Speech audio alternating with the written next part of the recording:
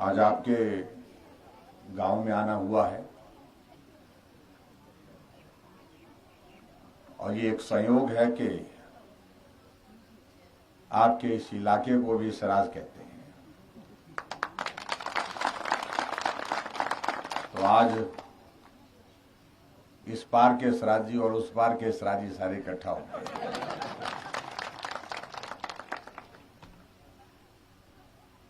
रास्ते में बात करते हुए जब बात चली, गाड़ी में कहा कि इस इलाके को सराज कहते, तो मैंने कहा सराज क्यों कहा जाता है?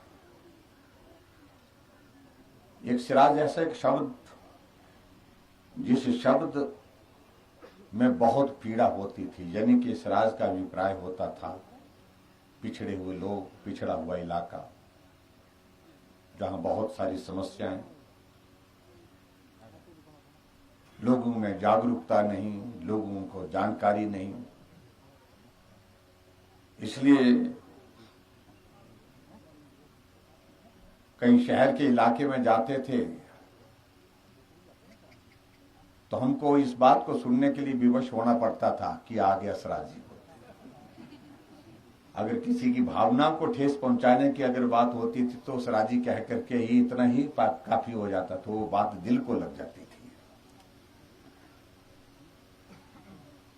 लेकिन आज के हालात में बदली हुई परिस्थितियां हैं। आज के सराजी को सराजी कहना इतना सरल नहीं है। सराजी बहुत आगे निकल गए। हर क्षेत्र में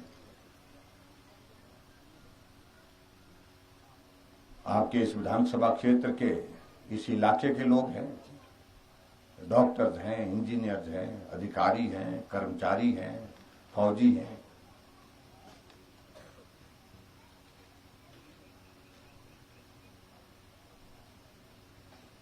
मुझे इस बात की खुशी है कि आपके गांव में जब आज यहां आना हुआ, यहां पर लगभग 14 करोड़ की लागत से 6 उद्घाटन की योजनाएं आज संपन्न हुई। उसके लिए भी मैं आप सबको बहुत बहुत बधाई देता हूं।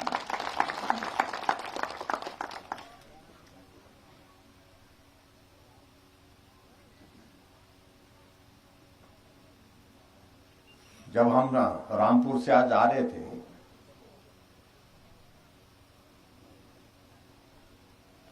जाना कहां है, उतरना कहां है, ये पता नहीं था। पायलट ढूंढता रहा, घूमता रहा ऊपर से।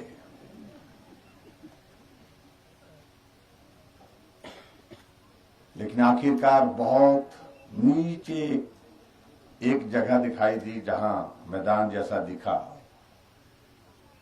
तो मैं पीछे से बात कर रहा था उनके साथ। मैंने उनका जो कम्युनिकेशन का सिस्टम एक्टिवेट किया हुआ था और उसके माध्यम से मैं भी पीछे से बात कर सकता हूं उनके साथ। मैं बात कर रहा था।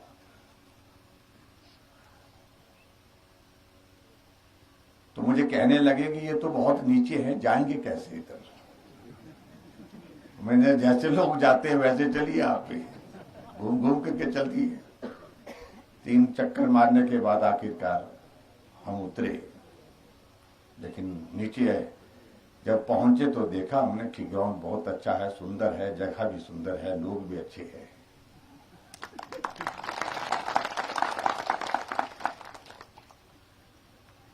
कुछ लोग आते हैं, हमारे लिए बहुत कुछ बातें सुनाते हैं। मैं ग्रामीण परिवेश का हूं, बहुत ऐसे संघर्ष के दौर में से आगे बढ़ते हुए यहां पहुंचा हूं। मेरा जीवन का अपना एक अनुभव है और हो सकता है जो लोग इस प्रकार की बातें हम पर टिप्पणियां करते हैं उनका अनुभव अलग तरह का हो। ये जो पहाड़ हैं उन्होंने तो देखे हैं और देख करके ऐसा लगता है, उसकी तारीफ करने का आनंद आता कि कितने सुंदर पहाड़ हैं, कितनी खूबसूरत वादियां हैं। लेकिन हमने ये पहाड़ सिर्फ देखे नहीं, हमने ये पहाड़ चढ़े हैं, हमने ये पहाड़ उतरे हैं। जिंदगी का बहुत सारा वक्त ऐसा गुजरा है, ये पहाड़ चढ़ते हुए, उतरते हुए, गिरते हुए, फिर संभलते हुए, फिर चलते हुए, ऐसे दौर में से आगे बढ़े। क्योंकि हमारी पृष्ठभूमि तो इस प्रकार की नहीं थी कि सीधे ही आप आइए, आप चुनाव लड़िए और चुनाव लड़ करके आप नेता बन जाइए।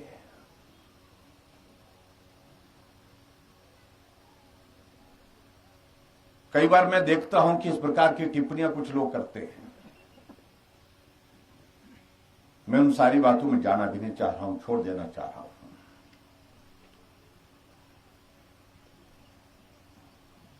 यहां आपके इस क्षेत्र में हम आज आए हैं और मैं समझता था कि ये ऐसा क्षेत्र रहा है जिस क्षेत्र के विधायक ने प्रदेश का प्रतिनिधित्व किया मुख्यमंत्री के बतौर। लेकिन आज मैं इस बात को देख रहा था, 5 साल मुख्यमंत्री रहने के बाद फिर उनके आगे परिवार के ही सदस्य यहां के प्रतिनिधि हैं। लोग हमको जो एप्लीकेशन दे रहे हैं, हमको कागज दे रहे हैं, ऐसा लगता है कि यहां पर वर्षों से, कई दशकों से काम हुआ ही नहीं है, बहुत कम काम हुआ। लोग सड़क मांग रहे हैं, पीने का पानी मांग रहे हैं।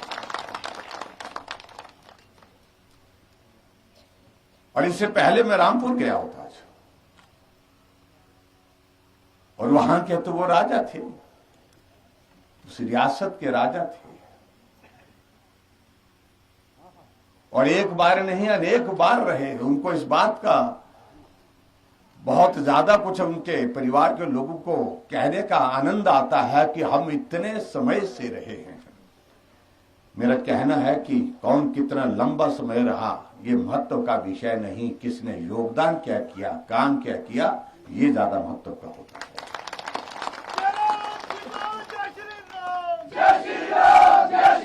एक वरिष्ठ नेता के नाते हमारा भी सम्मान उन लोगों के प्रति है। मैं हिमाचल प्रदेश में सभी विधानसभा क्षेत्र में एक बार नहीं अनेक बार जा चुका हूं, और रामपुर के क्षेत्र में भी एक बार नहीं अनेक बार मैं वहां पर गया।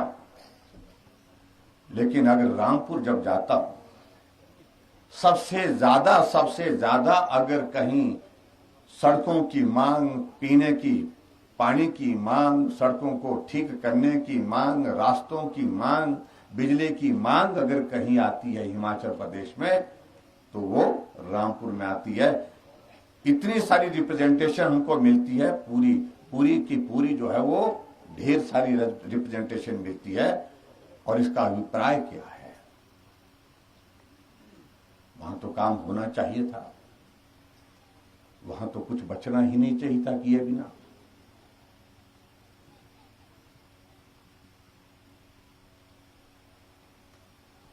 लेकिन उसके बावजूद ये हकीकत है कि परिस्थिति इस प्रकार की है, और यही परिस्थिति आपकी इस विधानसभा क्षेत्र के संदर्भ में भी है। यहां देवराज जी उठ रहे थे, बोल रहे थे, बोलने के बाद वो रुक नहीं रहे थे। ये भी रह गया, वो भी रह गया, ये भी करने को है, ये भी करने को है। तो मैंने कहा जो करने वाले थे उनने किया क्या है?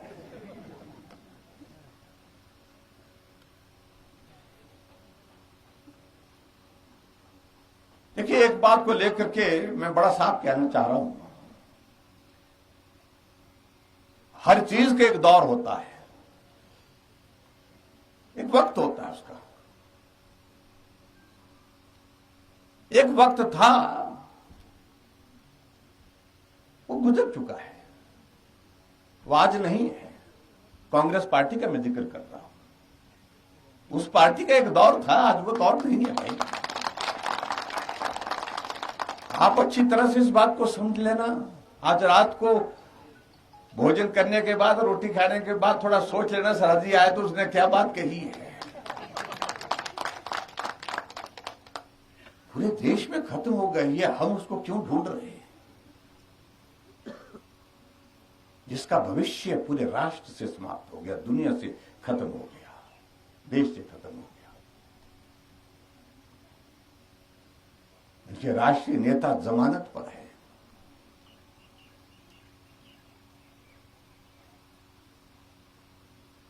उत्तर प्रदेश में चुनाव हुए, 400 से ज्यादा सीटें हैं, 2 सीटें बची हैं। और मुझे मालूम है कुछ दिनों के बाद यहां पर भी आएंगे हमारे कुछ एक नौजवान आएंगे और वो कहेंगे,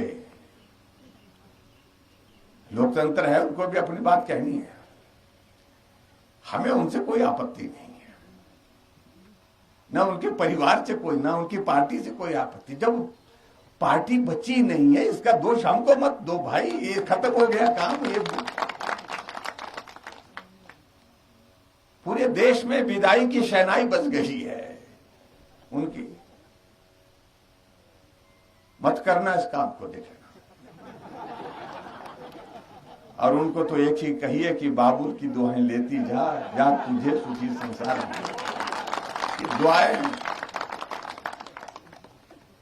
दुआएं तो देनी चाहिए।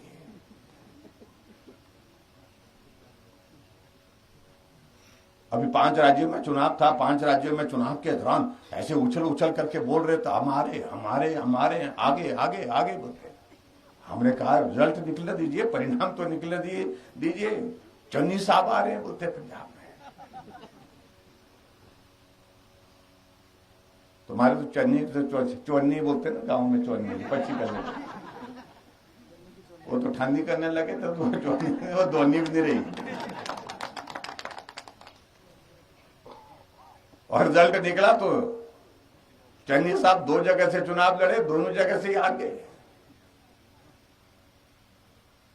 एक प्रदेश उनके पास था, वो भी चला गया। और हम 4 प्रदेशों में थे, हम चारों प्रदेश में वापिस आ गए।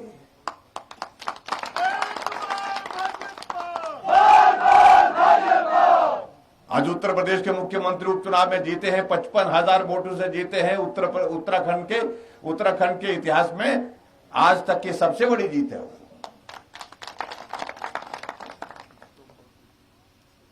इसलिए मैं आप सबके बीच में इतना कहना चाह रहा हूं कि कुछ लोग प्रचार डालते हैं, प्रचार करेंगे आपके बीच, क्या बोल देंगे, हम तो सोचते हैं कि ये शराबी है, ठगे जाएंगे, मतलब गप्पे मार करके। हम राज्यों को ठगते थे, बात सच है, पहले के दौर ऐसा था भाई। अब भोले आदमी होते हैं, मैं भी भोला हूं भाई, भोला मानू जिसको बोलते हैं वो। तो आएंगे आपके पास, खत्म है बोलता है, कुछ नहीं, ये नहीं हुआ, वो नहीं हुआ, ऐसा नहीं हुआ, कई तरह की बातें बोलेंगे।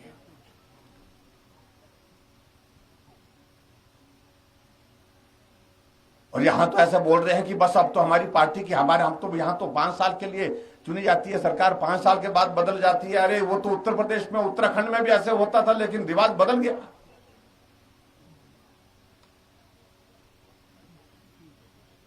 और अब की बार हम हिमाचल प्रदेश में भी बदल करके छोड़ेंगे, रिवाज को बदल करके छोड़ेंगे, और हिमाचल में भाजपा की सरकार फिर सत्ता में आएगी। एक बार जयराम जी, पर बोल के नहीं, खटके होने ऐसे सोचेंगे कि इस राज्य को ऐसे ठग दिया हमने, बोल दिया, नारा लगा। काम करना पड़ेगा इसके लिए, और ऐसी जगह ज्यादा करना पड़ेगा।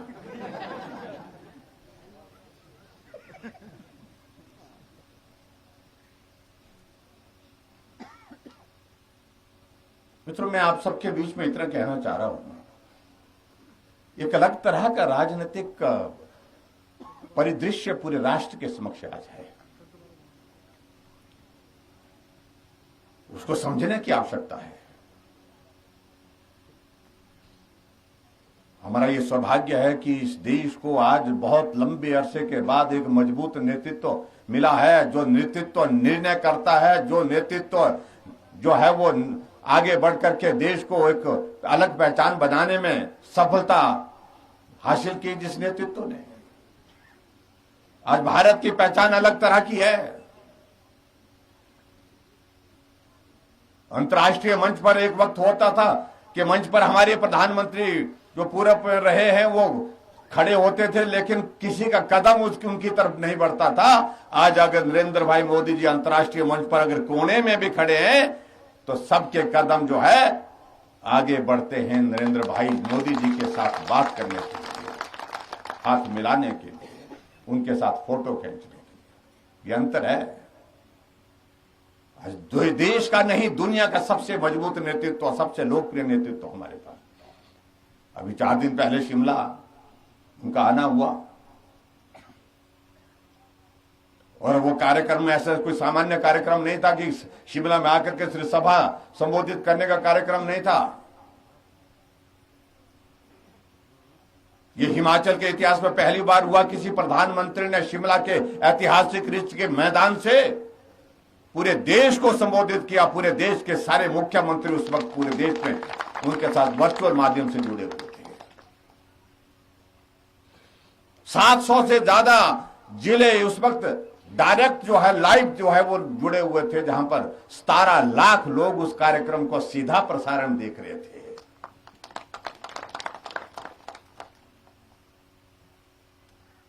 जब प्रधानमंत्री शिमला पहुंचे, रिज के मैदान के करीब पहुंचे, स्कैंडल पॉइंट पर पहुंचे, गाड़ी छोड़ करके माल रोड पर निकल पड़े।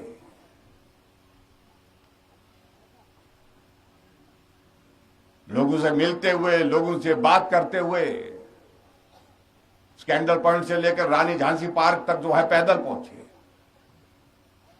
हिमाचल के इतिहास में कोई प्रधानमंत्री माल रोड पर प्रधानमंत्री के तौर पर ऐसे खुले कार्यक्रम में नहीं गया, कभी नहीं गए, कभी पैदल नहीं गए।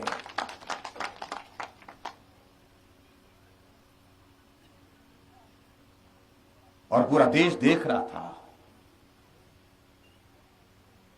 जिसने शिमला नहीं देखा है, शिमला का मैदान, रिज का मैदान नहीं देखा है, माल रोड नहीं देखा है, उन्होंने सब ने जो है वो शिमला का रिज का मैदान भी देखा, शिमला के लोग भी देखे, हिमाचल के लोग भी देखे, माल रोड भी देखा और नरेंद्र भाई मोदी जी को भी देखा, चलते हुए देखा। ये अंतर है। फिर कह रहे हैं कांग्रेस के नेता, प्रधानमंत्री जी आए थे लेकिन कुछ नहीं दिया।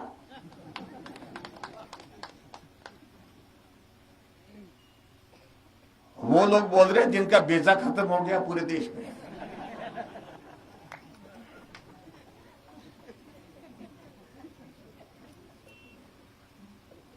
और उनको पूछिए, उनके प्रधानमंत्री आए थे शिमला के रिज के मैदान में, मैं नाम लेना उचित नहीं समझता हूं, जब वो आए थे और हवा के ठंडे ठंडे झोंके जब चले तो वो सो गए।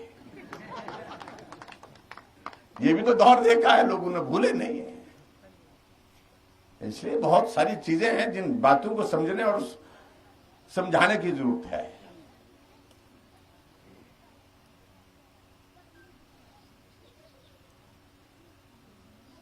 इसलिए मैं आप सबसे एक ही बात कहना चाह रहा हूं,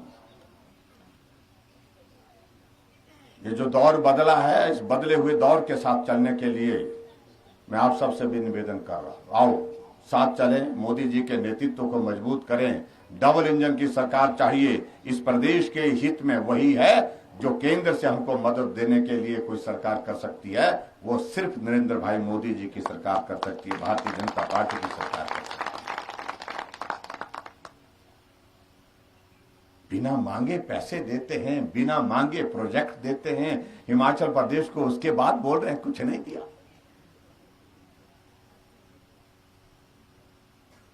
एम्स हमको बिना मांगे मिल गया। यह अटल टनल रोहतांग 2024 में इसको पूरा करने के लिए बोला था, मोदी जी ने कहा 2024 में नहीं 2020, और 3 अक्टूबर 2020 को जाकर के उसका उद्घाटन करके आ गए। 10,000 करोड़ रुपए से ज्यादा हिमाचल के विकास के लिए केंद्र से हमको सहयोग मिला इन 4.5 वर्षों में, और इसी वर्ष में 800 करोड़ रुपए हिमाचल के विकास के लिए प्रधानमंत्री जी ने और दिया।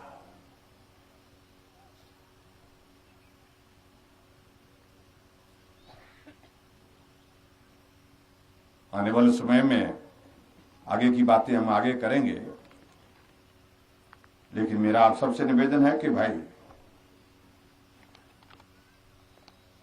हमारी बात सुन लेना, सराज जी की बात सुन लेना आप लोग ने। अब की बात मसर सराज जी को मौका मिला है तो सराज जी साथ में होंगे तो क्या मजा आएगा फिर उसका। तो सही इसराजी नहीं होंगे। फिर आप देख लेना, खरी मदद तो बुरी मदद।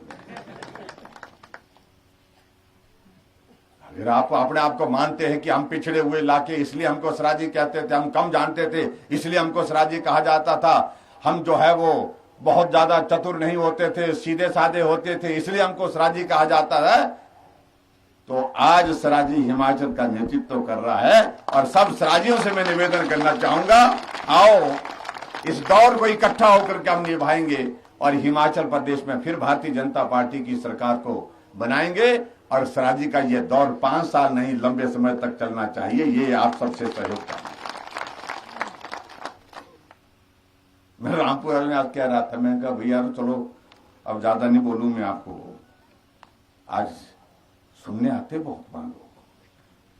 अब हमारी मुश्किल है कि हमारी भारतीय जनता पार्टी के कार्यक्रम में लोग आते हैं, खूब आते हैं। और एक बार अटल जी ने मंडी में सभा में बोल दिया था, पूरा पड्डल के मैदान में बहुत बड़ी सभा थी, मुझे मालूम है बोलते आप मुझे सुनने आते हैं, लेकिन जब मैं कहता हूं आप करते नहीं है।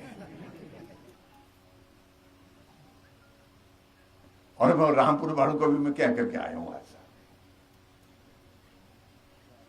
लेकिन अब की बार बोला कि नहीं करेंगे।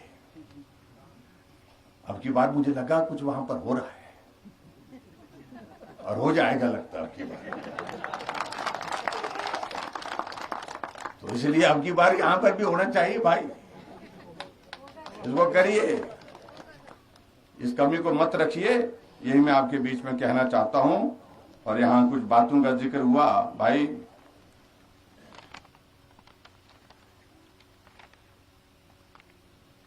आपने जो चीजें मांगी हैं वो बड़ी बड़ी मांगी हैं।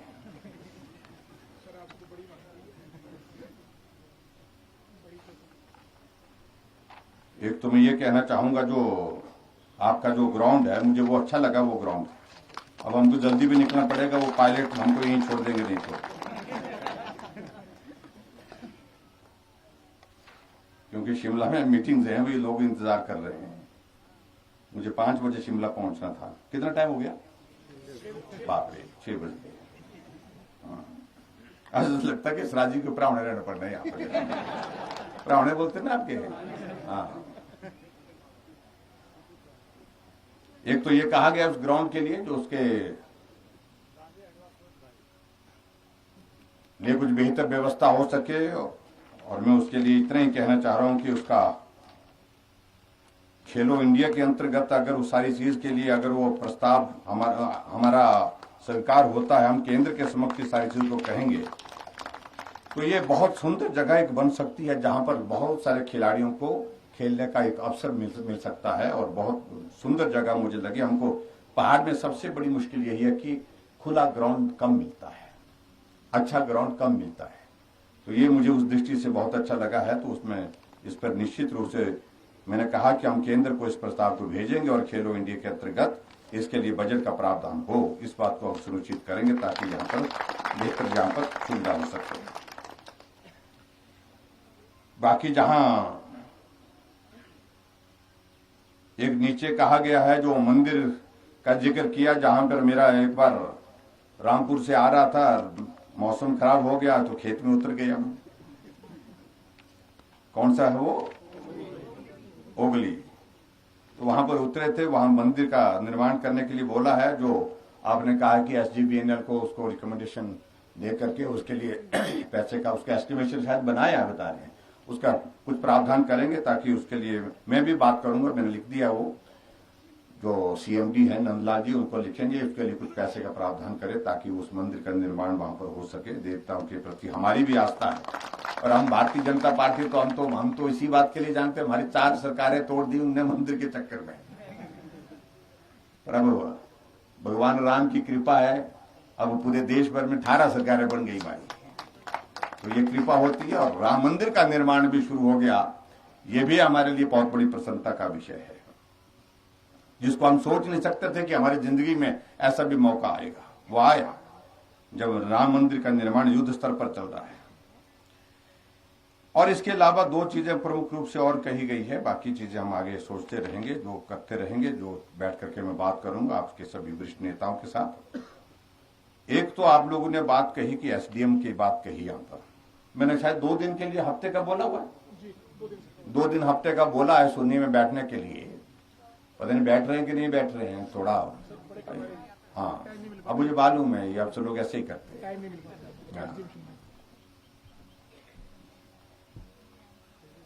लेकिन उस सारी चीज को लेकर के मैं भी सुरेश भारद्वाज जी से भी बात कर रहा था। हम ये जो शिमला ग्रामीण का एसडीएम का दफ्तर शिमला में होना, मुझे लगता है कि इसकी जरूरत बहुत ज्यादा नहीं होनी चाहिए सही मायने में, क्योंकि कुछ एरिया तो आपका शोगी वाला एरिया, वो तो आपको जिसको डाला जा सकता है, खुसुमती का एरिया वो डाला जा सकता है, वो तो है ही है। उसमें इसको पूरी तरह से इसको रैशनलाइज करेंगे, कौन एरिया कहां ज्यादा जाना चाहता है, उस सारी चीज को हम थोड़ा सा नए सिरे से रैशनलाइज करेंगे। लेकिन आपकी जो बात है, आपका कहना यह है कि आपको अब अलग से एसडीएम का दफ्तर चाहिए जो पूरा फुल फ्लैश वहां पर वर्किंग करे, और वो स्थान आप चाह रहे हैं कि सुन्नी में चाहिए आपको, और वो होना चाहिए। तो ऐसी सबकी सहमति है? हाँ जी। कुछ लोग नहीं बोल रहे हैं भाई, कुछ लोगों ने हाथ नहीं खड़े किए, नहीं चाहिए। चलो आपको एसडीएम का दफ्तर आपको सुन्नी दे दिया जाएगा, और उसके लिए रैशनलाइज करके हम पूरा प्लान करेंगे किस प्रकार से सारी चीजों को कर सकते हैं। ये मैं आपके बीच में कहना चाहता हूं। इसके अतिरिक्त जो छोटी छोटी मांगे आपने बताई हैं, उनको मैं अलग अलग से एक एक चीज को कहता रहूं, वो संभव नहीं है, समय की कमी भी है।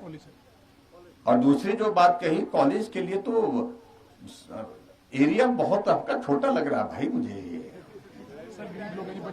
लोग गरीब है अजय, ऊपर सर सारा नहीं वो तुम्हें वो ऐसा तो दिख रहा है, पॉपुलेशन में देख रहा था, घर भी गांव भी देख रहा था, ऊपर से मैं सारे गांव भी देखे मैंने, गांव आर पार की भी मंडी एरिया पूरा आता ही है। कितनी पंचायतें पड़ रही है यहाँ पर? हमारी 12-13 पंचायत। सुन्नी कितना दूर पड़ता है यहाँ से? सुन्नी 30 से थोड़ा पे मत मानना क्या ना, 30-35 है 40। नहीं ऐसा नहीं होता, कोई लगे 40, कोई बोलते 35, कोई बोले 20। एरिया बहुत है। हाँ जी, बहुत है। कितना मैं अपना पता कर लूंगा। चलो अब आप 40 है, क्योंकि आप लोग निर्णय नहीं कर पा रहे हैं कि 40 है, 20 है, 30 है, 25 है, कई जगह से 25 है, कई जगह से 40 है।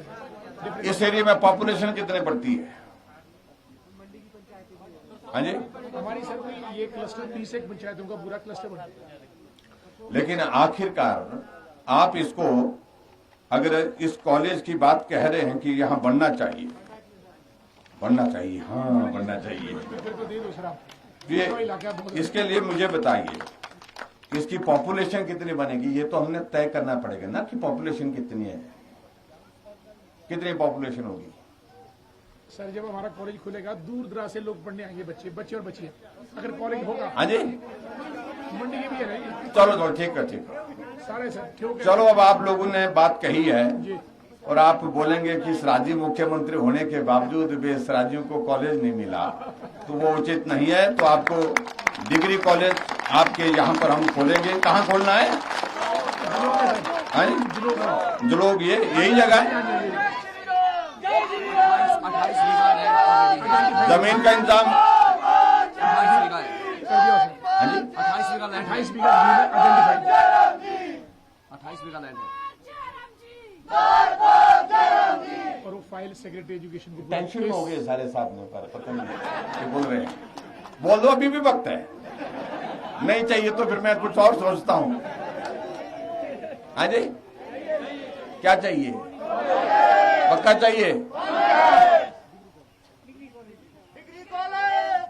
कॉलेज चाहिए। सर। और कॉलेज अगर हम दे रहे हैं तो आप क्या देंगे मुझे बताइए, क्या देंगे? नहीं दिया तो सराजी यहाँ आएगा हिसाब लेने देगा।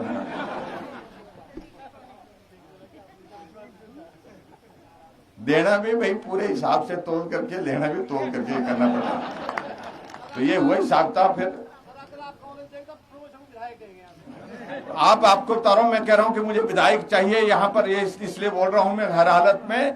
और इसलिए मेरा आप सबसे इतना निवेदन है कि जहां मुझसे जो जो मदद चाहिए थी वो हमने आपके लिए दी, और जब आप सबकी मदद करने की बारी आएगी तो मुझे पूरा भरोसा है, क्योंकि सराजी अपने बोल के पक्के होते हैं, इरादे के भी पक्के होते हैं। तो सराजी चट्टान की तरह खड़े होने चाहिए, ये मैं आप सबसे निवेदन करना चाहूंगा।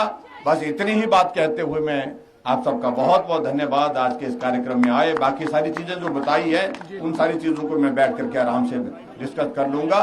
और महिला मंडल महिलाओं को बहुत कुछ दे दिया आपने। हाँ जी, हाँ जी, बहुत ज्यादा दे दिया। आधा किराया माफ किया, ताली बजाओ उस पर। आधा किराया माफ किया ना।